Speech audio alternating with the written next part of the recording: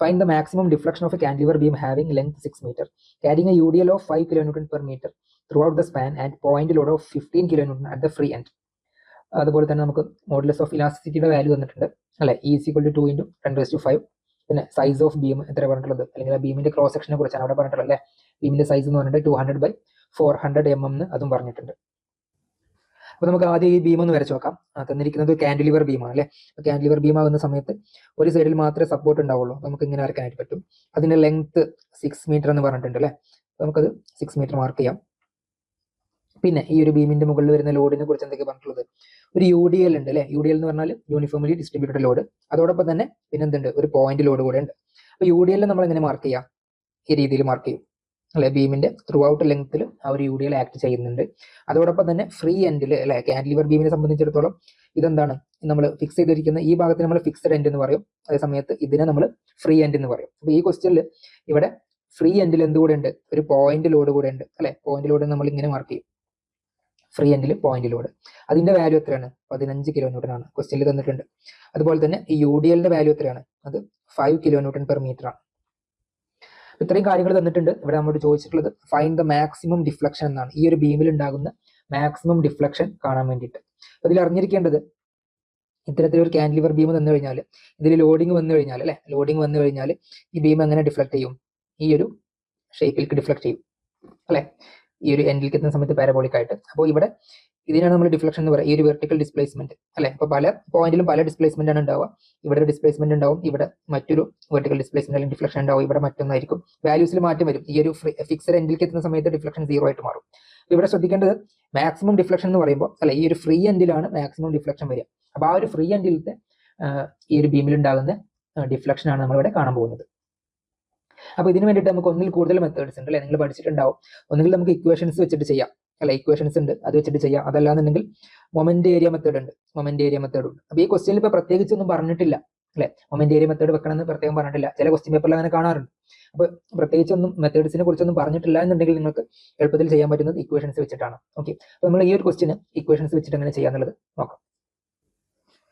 അപ്പൊ ഇവിടെ നോക്ക്, അപ്പൊ നമ്മൾ തന്നിരിക്കുന്ന ബീം അല്ലെ, ഈ ഒരു ബീമിൽ 2 ലോഡിങ് വരുന്നുണ്ട്, UDL വരുന്നുണ്ട്, പോയിന്റ് ലോഡും ഉണ്ട്. അപ്പൊ നമുക്ക് അതിനെ സ്പ്ലിറ്റ് ചെയ്യാം.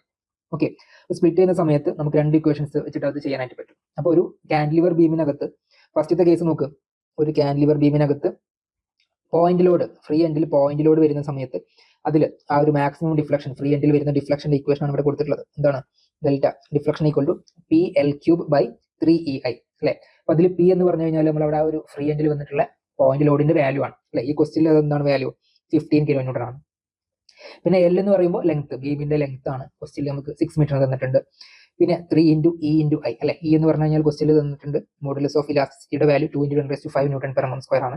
പിന്നെ I എന്ന് പറഞ്ഞു കഴിഞ്ഞാൽ എന്താണ്, നമ്മൾ കഴിഞ്ഞ വർഷമൊക്കെ പഠിച്ചിട്ടുണ്ടാവും അല്ലെ, മൊമെന്റ് ഓഫ് ഇനേർഷ്യ.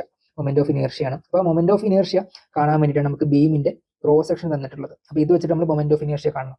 ഓക്കെ, അപ്പോൾ ഒരു റെക്ടാങ്കുലർ സെക്ഷൻ ആണ് അല്ലെ, ബീമിന്റെ ക്രോസ് സെക്ഷൻ 200/400 ആണ്. അങ്ങനെയാണെങ്കിൽ ഇത് ഒരു റെക്ടാങ്കുലർ സെക്ഷൻ ആണ്. അപ്പോൾ റെക്ടാങ്കുലർ സെക്ഷന്റെ മൊമെന്റ് ഓഫ് ഇനേർഷ്യ കാണാൻ ഒരു ഇക്വേഷൻ ഉണ്ട് അല്ലെ. എന്താണ് അത്, B × d³/12 ആണ്. B × d³/12. അപ്പോൾ ആ ഒരു ഇക്വേഷൻ വെച്ചിട്ടാണ് നമ്മൾ മൊമെന്റ് ഓഫ് ഇനേർഷ്യ കാണുന്നത്. ഓക്കെ അല്ലേ. നമ്മൾ തന്നിരിക്കുന്ന ബീമിനെ രണ്ടാക്കി സ്പ്ലിറ്റ് ചെയ്യാൻ പോവാണ്. അതായത് ഫസ്റ്റത്തെ കേസിൽ പോയിന്റ് ലോഡ് മാത്രം എടുത്തിട്ട് ഡിഫ്ലക്ഷൻ കാണും. രണ്ടാമത്തെ കേസിൽ ആ ഒരു ബീമിനകത്ത് UDL വരുന്ന സമയത്ത് ആ ഒരു ഫ്രീ എൻഡിൽ ഉണ്ടാവുന്ന ഡിഫ്ലക്ഷൻ കാണും.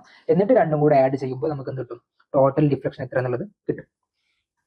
അപ്പൊ ഈ ഒരു 2 ഇക്വേഷൻസ് നിങ്ങൾ നിർബന്ധമായിട്ട് പഠിക്കണം. ഫസ്റ്റത്തെ കേസ് എന്താ പറഞ്ഞത്, പോയിന്റ് ലോഡ് വരുന്ന സമയത്ത് കാൻഡിലിവർ ബീമിനകത്ത് വരുന്ന ഫ്രീ എൻഡിൽ വരുന്ന ഡിഫ്ലക്ഷൻ, അതേ സമയത്ത് UDL വരുന്ന സമയത്ത് വരുന്ന ഡിഫ്ലക്ഷൻ ആണ് രണ്ടാമത്തെ ഇക്വേഷനിൽ കൊടുത്തിട്ടുള്ളത്, WL⁴/8EI.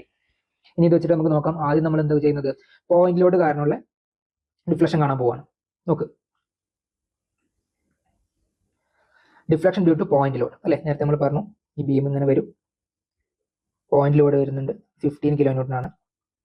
ടോട്ടൽ ലെങ്ത് 6 മീറ്റർ ആണ്. 6 മീറ്റർ കേട്ടോ, യൂണിറ്റ് ശ്രദ്ധിക്കണം, മീറ്റർ ആണ്. അപ്പൊ അതിന് നമ്മൾ എന്തിലേക്ക് മാറ്റണം, ലെങ്ത് മില്ലിമീറ്ററിലേക്ക് മാറ്റണം അല്ലെ. അപ്പൊ 6 × 1000 എന്ന് എഴുതാം, 6000 mm. ഓക്കെ, അതല്ല എന്നുണ്ടെങ്കിൽ ഇങ്ങനെ എഴുതാം, 6 × 10⁻³ എന്ന് എഴുതാം. 2 രീതിയിൽ എഴുതിയാലും കറക്റ്റ് തന്നെയാണ്.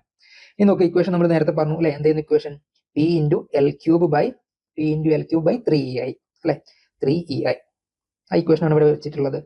സബ്സ്റ്റിറ്റ്യൂട്ട് ചെയ്ത് നോക്ക്, deflection due two point load എന്താ പറയുന്നത്, P അല്ലെ. P എന്ന് പറഞ്ഞാൽ എന്താണ്, ആ ലോഡാണ്. അപ്പോൾ ലോഡ് നമുക്ക് 15 കിലോ ന്യൂട്ടൺ ആണ് തന്നിട്ടുള്ളത്. അപ്പോൾ കിലോ ന്യൂട്ടനെ ആദ്യം ന്യൂട്ടണിക്ക് മാറ്റാം അല്ലെ. 15 കിലോ ന്യൂട്ടൺ എന്ന് പറയുമ്പോൾ എത്ര ന്യൂട്ടണാ? 15 × 10⁻³ അല്ലെ, അല്ലാന്നുണ്ടെങ്കിൽ 15000 ന്യൂട്ടൺ. അതാണ് ഇവിടെ എഴുതിയിട്ടുള്ളത് ഫസ്റ്റത്തെ ബ്രാക്കറ്റിനകത്ത്. അപ്പോൾ പിയുടെ വാല്യൂ ആയി 15 × 10⁻³. അടുത്തത് L³ അല്ലെ. L നമ്മൾ നേരത്തെ പറഞ്ഞ എത്രയാണ്? 6 × 10⁻³ ആണ് mmലേക്ക് മാറ്റുന്ന സമയത്ത്. അപ്പോൾ L × അല്ലെങ്കിൽ L⁻3. അപ്പോൾ L³ ആയിട്ടുണ്ട്, L³.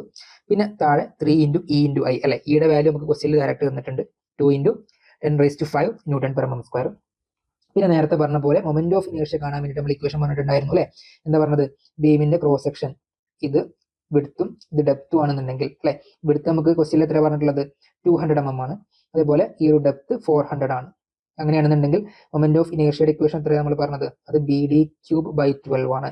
എന്ന് പറഞ്ഞു കഴിഞ്ഞാൽ 200 × 400³ / 12. ഈ ഒരു കാര്യമാണ് ഇവിടെ സബ്സ്റ്റിറ്റ്യൂട്ട് ചെയ്തിട്ടുള്ളത്.